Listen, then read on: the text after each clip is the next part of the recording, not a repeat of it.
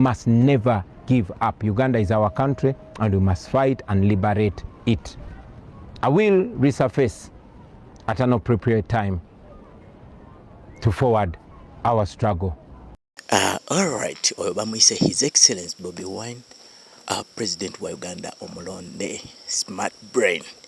Gwena atamutegeera olunaku olwaleero ojja kwongera okubeera nga omulaba kwetuula butuuzi, oyongera okubeera nga otunuulira butya bwasengeka ensonga, era onaagenda okuvaawo mwattu nga otegedde butya mukama we yamuteekako omukono gwe, era nga buli kyakola kyonna kyonna kirimu okulungamizibwa kwa mukama, era ojja kukikakasa nti yoyo mukama gwe yatusindikira okubeera nga anunula eggwanga lyaffe lino olunaku olwaleero erya Uganda eriri mu ntete okulijja mu mikono gy'abamusimira mbwa, olwaleero gy'abakijambiya, ogenda kwongera okumulaba nga ye buli kyakola olunaku olwaleero nga akwesa bwongo wabula si mubiri. Oyagala olwaleero onaagenda okumalako vidiyo eno ng'oyongedde okumanya engero zino ojja kubeera nga osobola okuzimalirayo nti amaanyi mwana tutegalya, kankuyambe ndukumalireyoko tisinga amaanyi gaali gegalya embazi yandibadde waata olunaku olwaleero. Naye His Excellency Bobi Wine bangi abawangaddeko naye bamutegeera, era abo batudde wali eri essaawa eno beerolera bamanyi gye kigenda okubeera nga kiggweera, kubanga bamumanyi enzannya ye ey'ebintu tamala gaduma. Singa obeera ng'omutunuulidde obulungi musajja ayika muzannyi wa chess, bw'amanyi obulungi enzannya ya chess ojja kubeera nga oyongera okubeera ng'omwerolera. Ye akola move emu n'akuleka n'oduma, bw'otyo n'obeera nga otomera nga bw'olaba bannaffe bwe bavuya essaawa eno olwaleero. Munnayuganda gwe ali eyo onansonyiwamu mpozi olunaku olwaleero eddoboozi lyawe lyafuddemu, naye ngenda kubeera nga tutambulirawo mpola mpola. Bagise Tag Media eddoboozi ly'omuwejjere, era nga eddoboozi kyekitala ekyogi kyokka ky'osigazza okubeera nga onunula ensi yo n'okubeera nga olwanirira eddembe lyo okutwaliza wamu. Nyongera okutwala omukisa guno okwebaza buli munnayuganda yenna atambula ne Tag Media, nenyongera okusaba abo bonna obeera ng'obadde mupya bambika subscription yako tokatuma, ne ka video kano beera nga okawa like, keyongera okubeera nga katambula katuuke ku mulala. Komenti yonna olaba wabulamu oliwaddembe okubeera nga oŋŋamba nti munnange twongeremu wano bwe tutyo omukutu gwaffe gweyongera okubeera nga gutambula. Olunaku olwaleero bingi ebize bitambula mu ggwanga tuze tubiraba, abamu mubadde muweddemu amaanyi, naye nga bwe nkugambye abategeera His Excellency Bobi Wine bw'abeera nga ayina muvu gy'akola, abamutegeera obulungi badda wali bbali ne beerolera bweroleezi nga bamanyi nti nno agenda kuzannya move etomeza etagaza abasigadde abatamutegeera. Olunaku olwaleero mubadde mubiraba we balumbye maka ga His Excellency Bobi Wine okubeera nga batulugunya mukyala we n'abakozi abali ewaka nga bagezaako okubuuza His Excellency gyali. Bangi mwavaayo ne mbeera nga mwogera bingi nga museka, mbeera nga mwogera bingi nga mujereegereza nga His Excellency we yeekwese, naye ono nze engeri gye mwesiga olwaleero ono musajja engeri gy'abalamu ebintu bye ya bwongo nnyo. Mukama yamutuwanga kirabo, talina kyakola nga tamaze kubala. Muvu eyo yokka yokka eyo ebatagaza olunaku olwaleero mugirabanga ey'obunafu, naye ate mwanattu kaadi gye yabazanya olunaku olwaleero buli omu yenna omutima tegumuliimu. Olwaleero oyinza okulaba nga muhoozi bavuddeyo okubeera nga batulugunya bakozesezza amaanyi, naye nga obonna nze nja kubuyita butiitiizi. Olwaleero butiitiizi bwe bakozesa obwo ekyo kye bakola obutiitiizi okuva mu mibiri gyabwe n'okuviira ddala mu bwongo, obunafu olwaleero bweyolese nga buviira ddala mu mitwe gyabwe. Eyo muvu gye bakoze bw'atyo His Excellency Bobi Wine gye yabadde nga abazanyisa kyayongedde okwoleka obunafu bwabwe. Kino kitunuulire nga gwe munankyukakyuka bw'onaabeera ng'obadde awo otudde mu lujja bwotonoolengera ettema nkima oba enswera nga yeesonseka enjuyo gwe gyoyinza okutwala nga omulabe wo naye mu kuyingira ennyumba n'okimanya nti eyingidde ennyumba n'oyingira oginoonye nebeera nga ekubula era nga tomanyi wa weeri ennyumba eyo oyinza okugyebakamu emirembe era ogenda kubeera buli kaseera ng'ogugumuka kati olwaleero kekaliraako bamusibira mu bbwa kebaliko beebuuza ki ekiddako era gwe munnankyukakyuka yenna abadde aweddemu amaanyi nyongera okukujjukiza olwaleero togwa mu maanyi singa obeera nga owulirizza His Excellency obubaka bwe yakuweereza njagala obeere nga ogwamu amaanyi welindirira olwaleero ki ekigenda okuba nga kiddako tatudde era nga nyongera okubeera nga nkugumya kyonna kyonna ekiddako gwebeera nga olindirira bulindirizi era ojja kulaba ekinaaba kiddirira olunaku olwaleero kubanga ono ye engeri gy'azannyamu ebintu bye ebeera ya bwongo nnyo gambye musajja muzanyi wa chess gwe yali azanye ku chess okitegeera bulungi nnyo azanya move emu yokka bweti n'abeera nga akutagaza n'ojja n'oduma n'akuyoola wenna kyekyo olunaku olwaleero naye singa otunulamu obutiitizi olwaleero abasajja bwe boolesa walabyeko bagenze makage butawe bayisizaamu mukyala we n'otunuulira mazima eggwanga nga amagye poliisi bagenda ne baba nga bayisa omukyala mu mbeera bwetyo imagine ekitonde ekikyala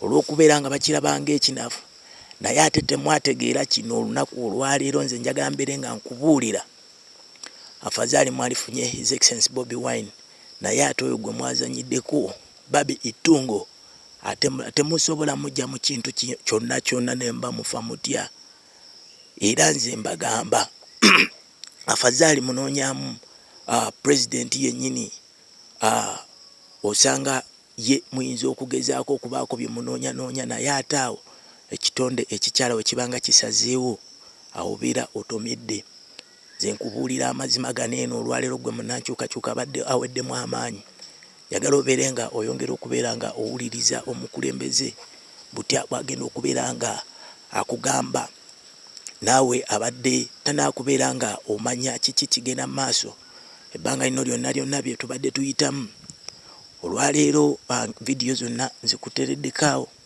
butya bwe balumbye convoy butya bwe zazze butya bwe bakoze ebisolo byonna ne baleka nga babisse ewaka obutiitiizi obw'ekikulu ekyo ekyo tekyolesa maanyi wabula kyolesa butiitiizi okutiisatiisa kukangatiisa okugezaako okunafuya omuntu naye nze njagala nkubuulire president buli kimu kyonna yali yakyetegekera dda era tebalina na kimu kye bagenda kubeera nga bafuna okujjako okufundikira nga beeteebye bwetunula awo we bakutte batandise okubeera nga beeteeba babanyize batandise kubeera nga golo bazisamba bazizza waabwe wennyini Sebo.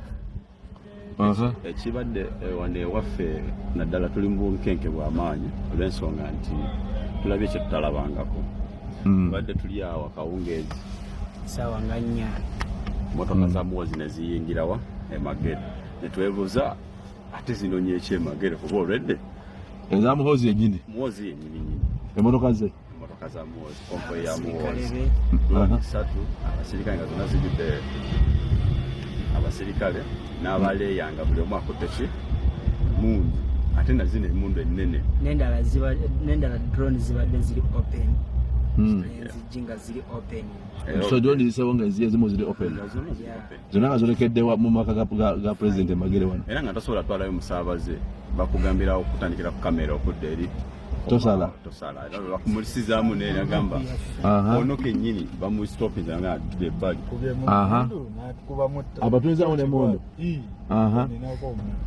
emmotoka zibadde nga mmeka? Emmotoka zibadde nga 8 zonna zivuddeyo kati? Ezivuddeyo teziwedde ezimu zikyaliyo tutegedde oba wange ziyiseeko ezizze eno ziringa 6 7 mbaddeko emmotoka kinaki? zibadde drone 3 dabo kabini badde nga nnya then ne Kabangali zimazeyo bbanga ki? zimaze essaawa nga 3 namba zakiriddeyo saawa 4 kuba saawa 4 kayitawo saawa 6 nga zigenda kubeera saawa 7 so ekitegeeza zayingiddeyo kuva saawa 4 zivuddeyo kati 7 era Honorable Ssenyonyi amaze kugendayo olugenzeeyo nabo ne bakomawo wayita dakika 3 ne bavaayo abasima abaana bange babatutte ndikubira ekitongole kinyambe buli gwe bakubiranga embeera ekyali mbi batutte abaana 5 n'abalenzi bonna abaana batukubya amasasi bazisse abasajja bakuba embooko bankubye wano omuggo nange bankubye bankubyeyo omugongo bakubye omwana oli ebisambi babiyuzizza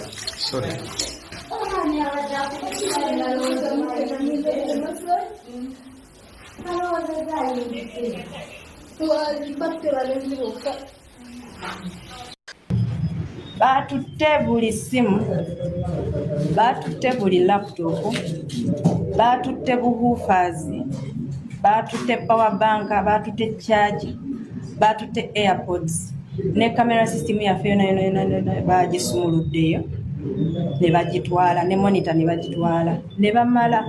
Twagenza okumaliriza bino byonna jjukira nze n'adde mu kifo kimu nga asikaali waffe badde bamukubidde ebweru, bagenza okumuzza mu nju okumufoosinga okubatwala waggulu mu kisenge kyaffe okubalaga bamubuuziza basement eriwa n'abagamba ndi mupya wano sirabanga ku basement. Kati bagenza omumuleeta waggulu nga ndaba atiriiko musaayi, bamumenye n'erinnya, yabadde ku mpingo. N'omuvubuka omulala era abeera naye kati omuwala era bamugye mu nnyumba ye ne bamuleeta, mukazi wa teyadde akutte bayibuli, ne bamubuuza abaana baalagawa, n'agamba abaana bagenda naye simanyi.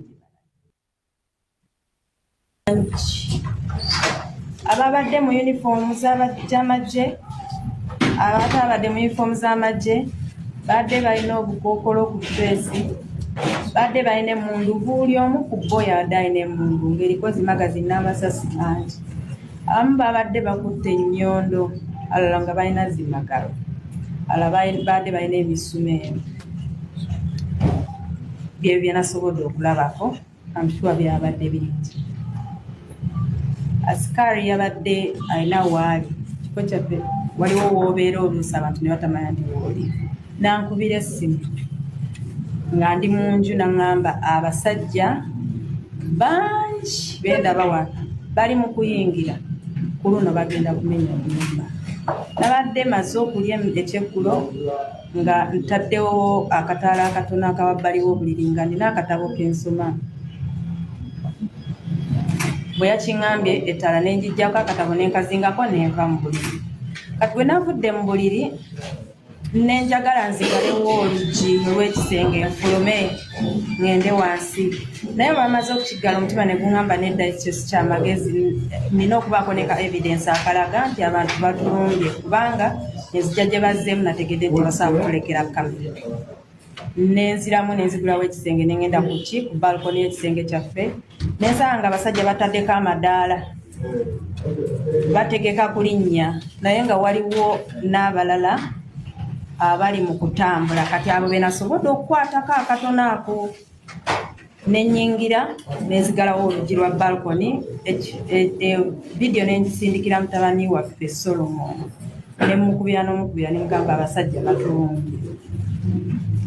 Kati nenkubira ne mutabani waffe omulala Dax, lwakuba tumuyita mutabani waffe naye muganda w'omwami wange, ne mugamba Dax kiwedde abasajja bayingidde. Nagamba okay, then nenziruka nenzigulawo oluggi nenzigalawo oluggi lw'ekisenge kyaffe basobole okusigala mu kisenge bayinga time bali abakola ki abayambuse. Naye we nakkiridde amadaala natuukidde mu maaso g'abasirikale bangi nga buli ddinisa lirimu abasirikale nga 10. Ne baŋŋamba mu Lunyankole ggulawo, ne mbagamba sigenda kuggulawo mwako akaseera n'ensala nengenda mu kinaabiro the general bathroom neneggaliramu nenkubira neiba waffe omu ne mugamba abasajja batulumbye mukuumira amatu ebweru kati nenvaayo mu kisenge mu kinaabiro nagenza okutuukira mu ddiiro nga bamaze okukutula enzigi bamaze okumenya amadinisa nga bangi bayingidde abamu bayise eno mu korido ne bagenda mu bisenge by'abaana abalala bagenze mu lounge abalala ne bagenda mu ffumbiro abalala ne bampitako ne bampuka amadaala nabadde ntudde ku madaala omusajja omu nantuukirira naŋŋamba tuula wano naye mu ntebe ne mugamba nedda kantuule wansi kuba nadde mpulira nga sisobola kutuula mu ntebe amaviivi ne gasigala ne ntuula wansi nanyimirira wano emabega naŋŋamba mpa essimu yo nenjimuwa bwenti namala naginteeka mu maaso ndooza yalowoozezza erimu facial recognition oba thumb gundi naye yabadde local password naŋŋamba jjamu password mu Lunyankole ne mugamba sijja kijjamu agamba jjamu password ne mugamba sijja kijjamu nasituka nagenda nafuluma nayita banne abalala bana ne bajja naddamu nanyimirira wano emabega nankwata empale nadde nyambadde nayiti ya tata Solomon ne bayika kubanga ennaku zino mbadde nina ekyebikiro nga nina fiirimu kijja kubaawo baba twegezeza mu mirundi ebiri nansitula babadde basajja bakanyama basajja bafaanagana balina obuwanvu bwe bumu newe nabadde ntunula wansi nga bayitawo ng'olaba balina ne sayizi y'engatto yemu wadde engatto zadde tezifaanagana but you can tell nti abantu bano they certain size they are certain shape kati nankwata nansitula bwe yansitudde mu bbanga bwati eyabadde mu maaso gange nantuga wangula bwati naye nansitula mu bbanga kati ono eyambadde emabega nasika essaati ya night nagisika bwati kati nagenza okulanga saakwetawuluza ku basajja babiri tenakoze n'ensamba ono eyambadde mu maaso bwe namusambye n'atambula kuba namusambye wano ndowooza n'atambula kati olwatambudde ono munne nansika amapeesa gona ne gayulika aga night esaati n'agisigaza mu ngalo mu sitting room mwaddemu abasajja bangi bwe mbanga nsobola okugeraageranya omuwendo saa kugamba nti gwe mutuufu naye babadde ng'abasajja 4 oba 5 akutte ennyondo akutte omutayimbwa akutte waya z'amasannyalaze akutte ekijegere akutte magalo akutte ne kati bwe nakoze bwenti essaati n'erika amapeesa bwe yansise bwati essaati n'erika amapeesa n'entambula nga ndi bwerere nenzira mu korido ya sitting room bali kati bwe nagenze mu korido awo mwabaddemu abasajja abamu nga of course kibeesitaza abamu batunudde wabbali abalala ne batunula wansi naye mwabaddemu abadde tebafaayo kati mwabaddemu omu yayogedde mu Luganda naga nedda mama mmudize essaati ayambali kati omwami nano n'essaati oli yabadde agisudde wansi omu n'aginona eswati n'agamba wanika emikono oyambale essaati nemugaa nedda mpa essaati yange nja kweyambaza n'agimpa n'engizzaamu bwe nagizizzaamu omusajja ono era eyansitudde wano n'ayuza amapeesa n'akwata ebitutwa by'enviiri zange nansitula nantwala paka ku pool mu sitting room yaffe mulimu pool erimu nankubako face nankubako omumwa guguno ayulise namala okunkubako nagamba leeta password nemugaa sijja kikuwa ebyo ebiseera byonna tubadde twogera Lunyankole kubanga lwe yasazeewo okwogera nansika nanziza wansi nenteeka omutwe wansi bantuddeko abasajja nga 4 nensirikira wansi awo ne baŋŋamba leeta password y'essimu ne mbagamba sijja tujja waliwo yabadde abakomandi ngaawo omulala nayingira nadda muveeko ne banvaako nensigala nga ntudde awo kati mwako akaseera nawulidde ekigugumu empulira ememe ng'ensinduukirira nempulira ng'emirembe gimpeddeko nensaba ku mazzi ne bandeetera amazzi kuva mu ffumbiro nenywako nensaba n'amalala ne bannyongera kati mu ekyo ekiseera nawulidde nga sikyetegeera ekibugumu nga kingi ndowooza simanyi kyantuuseeko nenzigwamu amaanyi nagenza okwesanga nga neebase ku veranda wabweru neebase mu ndowooza amazzi nagasisemye nga weneebase naye nga buli omu yagenze. Fellow Ugandans and friends of Uganda all over the world, my name is Kyagulanyi Ssentamu Robert, also known as Bobi Wine, and today is the 24th of January 2026. It's exactly 8 days since I escaped from my own house following a raid that was carried out by the military and police at my home on the orders of Muhoozi Kainerugaba, Museveni's son, and the Chief of Defense Forces. We had gotten earlier intelligence from our friends within the army that he had issued orders to his men to come and harm me. So when we saw them jumping over our fence on the night of 16th January, I somehow escaped from my home and left. That night they didn't enter into our house.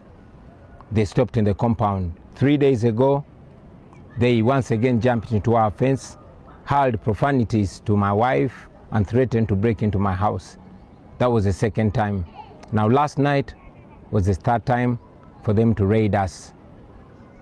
They came in hundreds, according to my wife. They broke every door in our house, including those that were not locked. They took away all our documents, from academic documents, land title deeds, and all important documents. They took every gadget, phones, chargers. They took our internet system.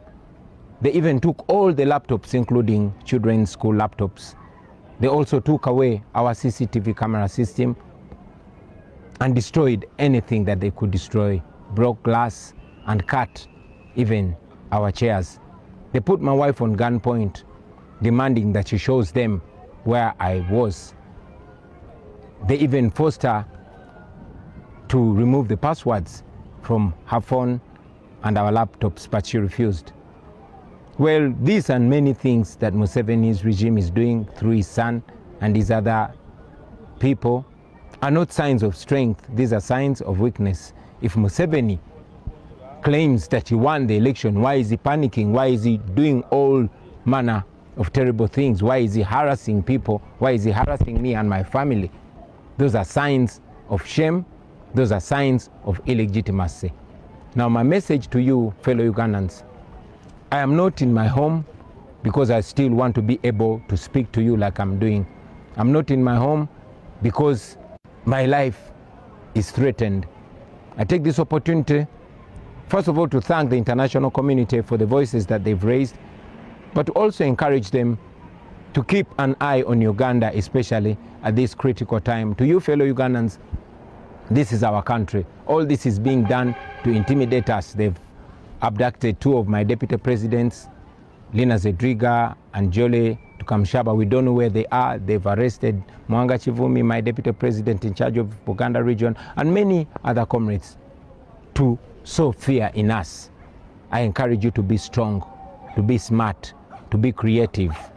These people are not as strong as they purport, and indeed they are not as smart as they are. They failed to find me for 8 days. I also tell you that we must never give up. Uganda is our country and we must fight and liberate it. I will resurface at an appropriate time to forward our struggle. In the meantime, I'm not home because I'm trying to keep safe, I'm trying to keep alive, and I want to keep communicating to you. We shall overcome, we shall be free. People power, our power.